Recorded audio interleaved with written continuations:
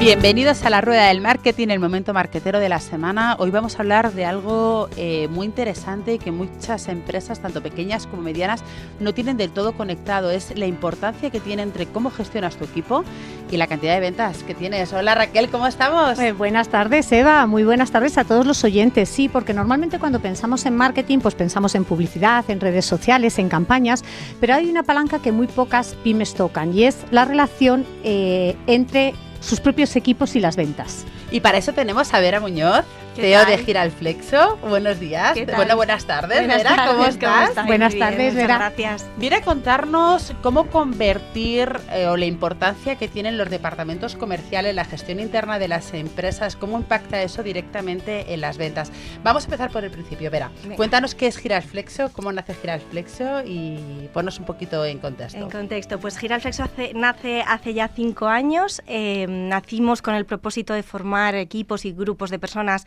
que trabajaban en proyectos comunes y poco a poco nos dimos cuenta de que en muchas pequeñas y medianas empresas realmente faltaba esa estrategia interna y a medio largo plazo de la gestión de personas, de la gestión de recursos humanos.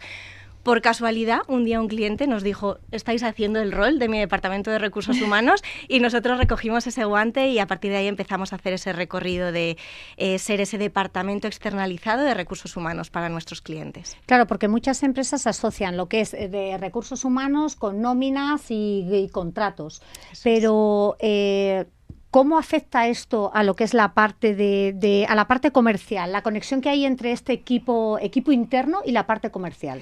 Bueno, yo siempre digo que al final los primeros prescriptores del producto o del servicio son tus empleados, es el equipo. Si cuando salen del trabajo ellos no venderían el producto o el servicio a sus amigos, a sus familiares, muy difícilmente lo van a hacer a los clientes reales de la empresa, ¿no? Entonces, muchas veces parece que son compartimentos estancos, el equipo y la parte de ventas, y realmente la evolución y el desarrollo de las personas dentro del equipo, ya sea comercial o cualquier otro área de la empresa, influye directamente en la pata comercial de cualquier empresa.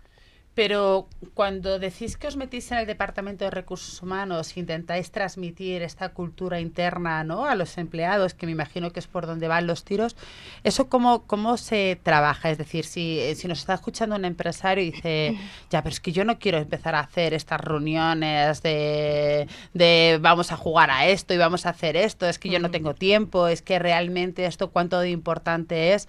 Cuéntanos un poco, ¿en qué momento una empresa se debería de plantear contratar una empresa como la vuestra y luego cómo es un poco la metodología de trabajo interna que hay? El momento casi siempre aparece antes de que seamos conscientes de que es así. Y es tan simple como que la gestión de personas empieza a costarte dinero. ¿En qué términos?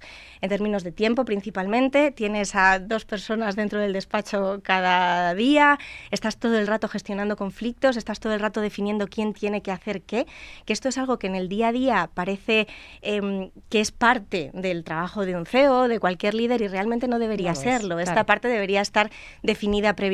Cuando esto ya se da, y en los clientes en los que entramos a trabajar muchas veces esto ya está siendo así, en ese momento esa empresa ya está perdiendo dinero con respecto a la gestión de personas. Ese es el momento en el que podemos empezar a intervenir dentro de esos equipos. Podemos hacerlo antes, y si esa definición de roles, esa estrategia está hecha antes, por supuesto el CEO, el líder, puede dedicarse tiempo a otras funciones que al final es su rol principal. ¿Cómo lo hacemos? Lo primero que hacemos es llegar y escuchar. Muchas veces llegamos a los equipos, por no deciros todas las veces, y todo el mundo cree saber lo que está pasando dentro del equipo, pero cada uno cree saberlo desde su perspectiva, desde su cabeza y desde su día a día. Tiene que ser súper curioso, ¿no? De escuchar la visión. La misma historia claro, como una ¿no? película de cine. Claro, y de hecho cuando nos contratan es lo primero un poco que les decimos, les ponemos sobre aviso y les decimos, tú crees que esto es lo que está pasando, pero vamos a ver cuáles son, cada uno está viendo este tablero con sus gafas, vamos a escucharles a todos y vamos a sacar esos puntos comunes que luego pueden ser trabajados. ¿Y cómo hacemos eso? Aquí muchas veces hay al principio muchas reticencias. La parte del CEO o del líder no suele ser un problema a la hora de facilitarnos información, pero es cierto y es humano que los equipos, cuando aparecemos allí y les decimos, oye, contarnos lo que está pasando, no todos tienen esas ganas de contarnos, y es lógico, es normal y es humano, hay que entenderlo. ¿Qué hacemos siempre? Traducimos el contenido de lo que nos cuentan en estructura. Si alguien me dice que no se entiende con un compañero, que no se entiende con un superior o con un jefe, yo eso no lo uso como tal, yo saco la conclusión de que hay un problema de comunicación en el equipo en una dirección o en otra, ¿no? Entonces esa es la primera parte, primero escuchar. Y una vez escuchamos y traducimos todo lo que ellos nos han ido contando, estructuramos diferentes o 3 pilares diferentes. El primero es el pilar operativo, que es el que tú comentabas. Tengo una duda en mi nómina, tengo una duda con mi contrato, un permiso, tengo que ir al médico, las vacaciones, todo ese tema operativo que parece fácil de gestionar, pero es mucho tiempo en el día a día cuando empiezas a sumarlo. Luego tenemos el pilar estratégico, que ahí ya sí es definir la matriz de talento. Hay empresarios que no saben realmente cuántas personas necesito para hacer esta actividad y qué cosas concretas tienen que hacer y con qué nivel de autonomía. Esto muchas veces no está ni pensado. Vamos sobre la marcha y sobre la marcha... Puedo creer que casi nunca está pensado, ¿no? Claro, eso es, porque normalmente ¿qué pasa? Oye, tenemos que hacer esto, venga, pues hazlo tú. Pero esa persona no sabe ni si es 100% autónoma para hacerlo, ni si necesita la validación de otro compañero, del jefe, de quién depende, todas esas cosas. La matriz de talento es la clave, pero es que de ahí luego se deriva, si quieres construir una estructura de salario variable o de bonus, tienes primero que tener esa matriz de talento para luego definir, oye, ¿en base a qué voy a medir a mi gente? Cada uno tiene sus objetivos, empiezas a medir y con esas métricas ya tienes algo objetivo a lo que agarrarte para decir, vale, pues te damos este bonus o no te lo damos o hacemos cambios. Y luego tendríamos la pata de bienestar, que esta es la de acompañar a los equipos en el día a día antes de que las cosas se enquisten o se hagan bola, que es lo que les digo yo muchas veces. Claro. A mí me surgen muchas dudas. Pues venga, sabes, a mí es cierto que lo que comenta Vera, en una gran empresa, no sé, parece que lo tenemos como más mentalizado y más claro, pero esto, no sé, creo que tiene este nombre chuli en branding, ¿no? Employer branding, ¿no? Branding de empleados. Sí. ¿Qué sentido tiene una empresa más pequeñita? Que es un poco al final el perfil de nuestros oyentes y cómo afecta este malestar o esta falta de sinergias o de equipos. Y yo añado a la pregunta, o sea, ¿qué sentido tiene en empresas pequeñas y tiene sentido en todas las empresas hacer este trabajo? Incluso, por ejemplo, hay muchos modelos de empresa como la mía, donde todos teletrabajamos, que hay un problema, o sea, creo que el teletrabajo ha traído muchísimas cosas buenas, pero hay un problema de conexión interna de los equipos que cuesta muchísimo, que has dicho una cosa que yo pensaba que no era así, pensaba que tenía la visión que era totalmente al contrario, que era que el líder o el CEO no tiene que liderar esos equipos y tener el trabajo. Yo pensaba que era función nuestra. Entonces, ¿Cómo metemos todo esto que estás hablando en los nuevos modelos de empresas que hay? Y hablando de empresas mucho más pequeñas que a lo mejor tienen 4, 5, 6, 10 trabajadores que no llegan a ser multinacionales, que creo que la cultura de comunicación interna en los equipos grandes está como muy asumida, ¿no? Y siempre incluso tienen una persona, pero es que las pymes no tienen ni persona de recursos humanos, normalmente lo hace la gestoría. Y el CEO hace las transferencias de las nóminas. Punto. No hay más de recursos humanos. Sí, al final todo lo que comentáis es una escalera. El término de employee branding al final es la consecuencia de otras cosas, que es cierto que en una multinacional, en una empresa más grande, funciona en unos términos y en una empresa más pequeña en otras. Pero al final es el resultado de lo que comentabas tú, Eva, de esa cultura de empresa que se crea en base a diferentes contextos. Si un equipo está teletrabajando, tienes que ser capaz de construir esa cultura y esa sensación de conexión, que al final es la base para que luego exista la cultura, de cara a que luego esa marca de empleado, ¿no?, traduciendo el término, sea realmente eficiente, porque el término como tal ahora se ha puesto muy de moda y es verdad que suena así como muy grandilocuente, pero al final, desde nuestro punto de vista, es un término que se traduce en el motor que tienes dentro para hacer que tu empresa sea un lugar donde el talento, el buen talento quiere estar trabajando. Esa marca de empleado es eso que se transmite cuando los equipos salen de trabajar, hablan con sus conocidos y les dicen, este es el sitio en el que puedes trabajar.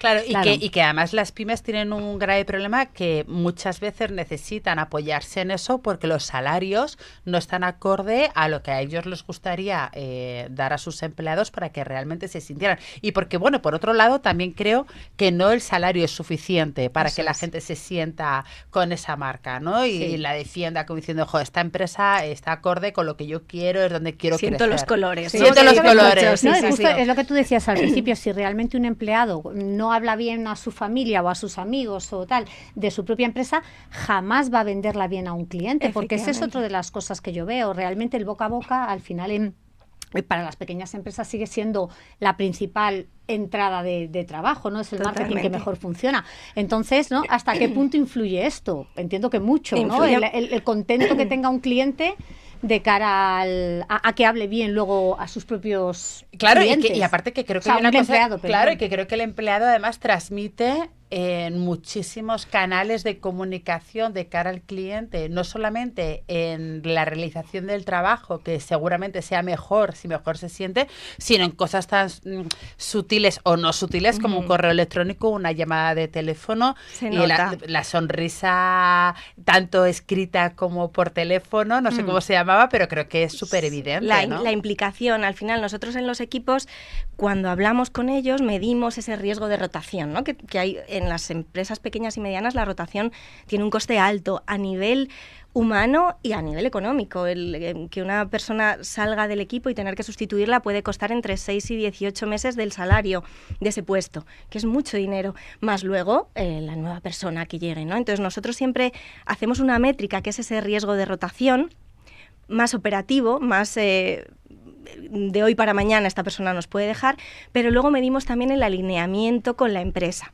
Y aquí podríamos entrar a hablar de la famosa misión, de la visión y todo eso, pero a veces son cosas muy micro, muy pequeñitas, que hacen que la persona diga, no me importa cobrar un poco menos, un poco lo que tú decías, porque estoy alineada con lo que aquí se hace y con cómo se hace. Y yo creo que además es que cada vez la gente busca más ese tipo de empresas, de sentimiento. Claro, creo que la gente joven ya no está en lo que a lo mejor estábamos nosotros en su época. La gente realmente necesita sentirse llena y completa, entiende, o sea, el valor que le dan al trabajo va mucho más allá de una carrera profesional en el sentido como lo veíamos nosotros o un sueldo, sino va más en propósito. Totalmente. O sea, creo que la gente la gente joven ya no se plantea estar en un curro donde el domingo por la noche estés llorando porque tienes que ir a trabajar el lunes. Creo que han cambiado mucho el chip. Y además es que esto que estabas comentando, Vera, uno de los graves problemas de las pymes a día de hoy, bueno, de las empresas en general, es el asentismo laboral. Creo que va súper alineado con esto que estás comentando.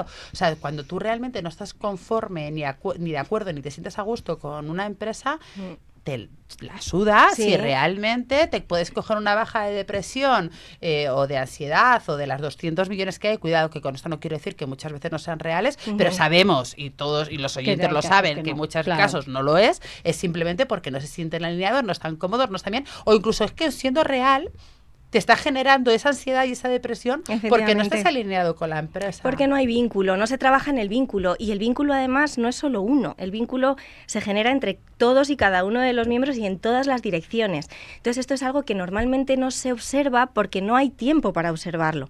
No es el día a día te come y hay que contestar una llamada y hay que atender a un cliente que está enfadado porque ha pasado cualquier cosa. Todo eso hay que gestionarlo. Entonces, no se presta atención a pequeñas cosas que al final son... yo me lo encuentro en el día a día. Objetivamente hablas en términos que podríamos llamar puramente laborales y no hay ningún problema, pero la gente te dice, pero no quiero estar aquí. ¿Y cómo lo trabajáis? Es decir, detectáis tipos de problema, pues eso, falta de alineación, falta de adherencia a la empresa.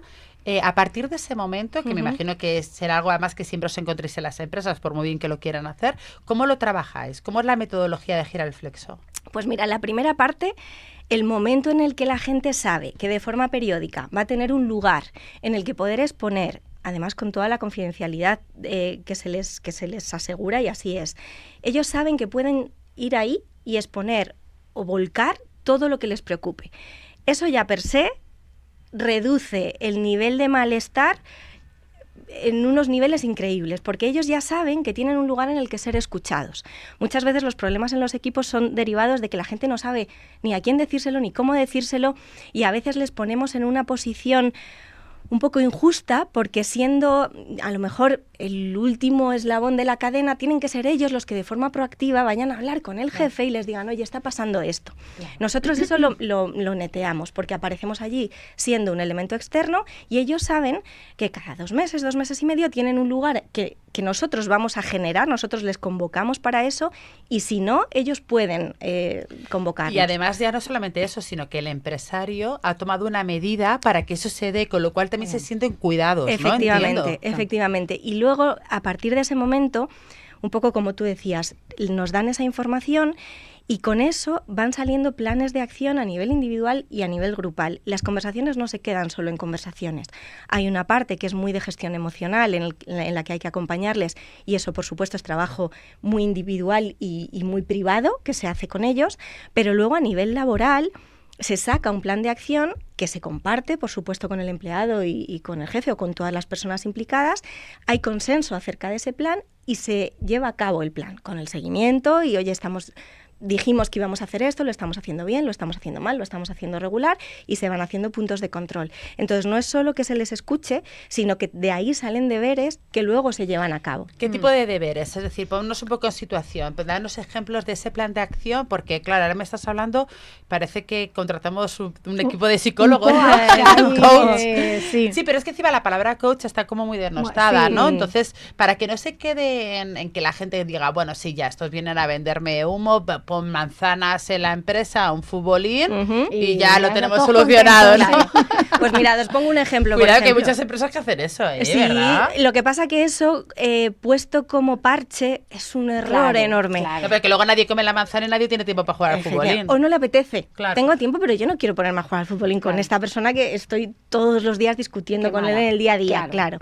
Un ejemplo, por ejemplo, estamos ahora trabajando con una persona que en una de estas sesiones ha habido un cambio de rol, que ojo con los momentos de cambio, muchas veces los CEOs o los jefes, encárgate de esto. Y la persona dice, vale, me encargo. Pero ¿esto qué es? ¿Qué es en la cabeza del jefe? ¿Qué es en la cabeza de quien lo tiene que hacer en ese momento? ¿Esto qué es?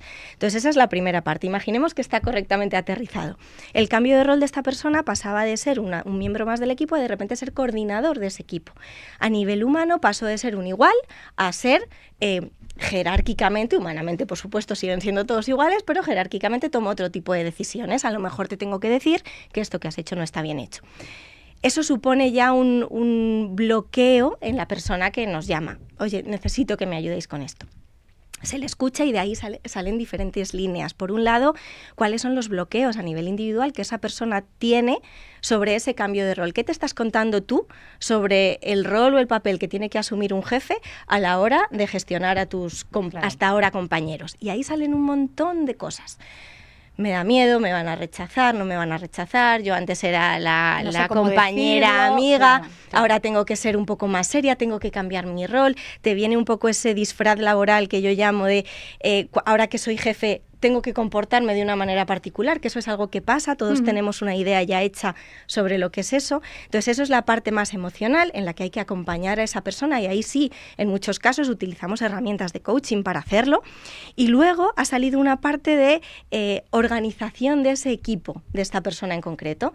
Entonces hemos definido objetivos, limitado la autonomía de cada persona del equipo y ha salido un plan de acción con ese equipo. Esta persona ha sabido qué comunicar a los que son ahora sus empleados, Sí. ha sabido comunicarles cuáles son sus expectativas y cuáles son sus funciones y con qué nivel de autonomía. Y a partir de ese momento, yo digo que muchas veces es cuestión de que todos nos leamos las instrucciones del juego. Claro. Todos sabemos a qué estamos jugando, entonces ya ahí no hay interpretaciones. Tú tienes que hacer hasta aquí y esto depende de ti. A partir de aquí depende de mí y a partir de ahí todos entramos, ¿no? Y todo, a jugar. claro, todo está ya bien encajado. Eso realmente. es. Este es un ejemplo. Hay muchos luego que derivan, o problemas derivados de la comunicación, muchísimos, en un porcentaje altísimo. Tenemos un problema muy grande porque no sabemos comunicarnos y asumimos que el otro tiene en la cabeza cosas que quizá no tiene, no sabemos qué queremos comunicar, a veces volcamos encima de la mesa frustraciones que no son realmente mensajes que tengan valor para el equipo, y ahí también tenemos un trabajo brutal que hacer con ellos. Sí, que bueno, yo creo que al final en las pymes, lo que decías tú, el día a día te va comiendo y hay una parte de cuidado humano que no vas teniendo, jope, no sé vosotras, pero a mí me pasa muchas veces que, venga, reunión semanal, te empieza el año, todos los lunes me voy a reunir con mi equipo. Propósito, adelgazar, apuntarme al gimnasio, reunión semanal. Eva, por favor, los 10 primeros minutos, preguntas personales, ¿cómo está ese equipo? Llega. Chicos, no llego, me voy a la radio, chicos, reunión. A ver, este proyecto es tétrico, cuando termina la reunión, claro.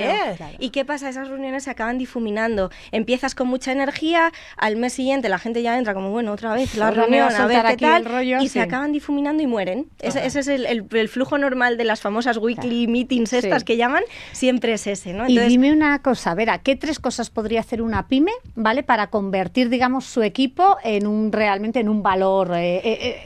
Pues mira, la primera, soy muy redundante con esto, pero la primera es escuchar. Porque crees saber lo que les pasa, o lo que piensan, o lo que interpretan, pero no lo sabes. Entonces, la primera es escuchar. La segunda es definir muy bien los roles, las funciones, y con funciones me refiero a funciones muy, muy, muy concretas. Hay veces que parece que cosas muy nimias todo el mundo va a entender a qué me refiero. No, no es así. Hay que definir específicamente qué tienes que hacer, cómo y cuándo, y cómo sabemos si está bien hecho o no. Y la tercera, que es muy fácil de hacer y además es gratis, es celebrar algo en equipo. Hay veces que el día a día también nos come para las celebraciones, y ahí a veces también parece que hay que tener cuidado con esas celebraciones o esas palmaditas en la espalda, ¿no? Por ese trabajo de confianza que realmente viene de pasos previos a todo esto, pero celebrar en conjunto, en grupo, en equipo, logros que se consigan, tiene un efecto muy, muy positivo en los equipos. ¿Logros a nivel empresarial, quieres decir? O sí, no, porque, o sea, no estaba segura de entenderte. Por ejemplo, nosotros que teletrabajamos, como le pasa a Eva, intentamos de vez en cuando también juntarnos para celebraciones no tanto sino un poco más personales. Pues venga, que cuando haya un cumpleaños que se tal, o que cuando haya, pues yo qué sé, que comienza un mes, pues venga, una reunión, pero hagamos una reunión física para... Un poco eso, pues para hacer unir, equipo, ¿no? Claro. Pero me vale en cualquier dirección. Al final esto, el foco lo pone, y vuelvo al inicio, en la conexión. Cuando uno comparte un momento en el que, digamos que emocionalmente estamos en un estado positivo, cuando uno comparte eso genera vínculo. Entonces, muchas veces eso, seguro que os ha pasado alguna vez que habéis estado en algún trabajo casi hartas y de repente llega la cena de Navidad. Y ese rato te lo pasas bien. Y dices, bueno, es como que se te recargan las tampoco pilas. Está tan mal, tampoco está tan claro, mal. Hay una parte aquí de que, bueno, nos caemos bien, ¿no?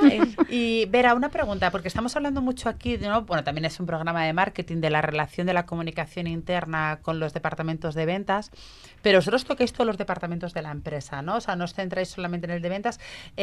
Para los de ventas... que además es un departamento complejo dentro de las empresas por todo lo que conlleva, por la responsabilidad que tienen, porque no es tan fácil encontrar gente competente en ventas, y eso lo sabemos, y porque, bueno, muchas veces son como un poco el departamento castigado de las empresas, ¿no? Muy bien, te doy la palmadita en la espalda cuando consigas algo, pero estás como con la espada de Damocles, todo el tiempo, ¿no? No es como otros departamentos. ¿Tenéis programas específicos para los departamentos comerciales? ¿Cómo trabajáis esta línea? Cuando derivadas de esas reuniones de entender lo que pasa, que no os lo he dicho antes, pero las hacemos individuales y también grupales, porque sale información totalmente diferente en los dos contextos. De ahí, parte del plan de acción siempre pasa por la formación. Y esa formación puede estar muy orientada a lo que son las famosas habilidades blandas, que afectan muy directamente a los departamentos comerciales, a todos, pero a un departamento comercial especialmente, y luego de ahí deriva también otro tipo de formaciones que muchas veces ellos no saben poner palabras, pero que derivan de esas conversaciones que tenemos, ¿no? No sé cerrar una venta, me da miedo de hablar del precio, ¿no? Todo esto que vosotras ahí me podéis ayudar seguro mucho más que yo, pero ellos verbalizan, esto me bloquea, cuando llego a este punto no sé cómo seguir, me da miedo. A veces no te dicen me da miedo, pero de otra manera te lo hacen saber, ¿no? Entonces, dentro de todo ese plan de acción siempre está metida esa parte de formación. Claro. Hablando de la parte de comunicación, una de las cosas que yo me he dado cuenta en la empresa es lo que dificulta todo esto que estás hablando, los nuevos canales de comunicación interna que estamos usando. Por ejemplo, nosotros trabajamos mucho vía WhatsApp. Yo tengo en mi equipo una norma que ninguna discusión se hace por escrito.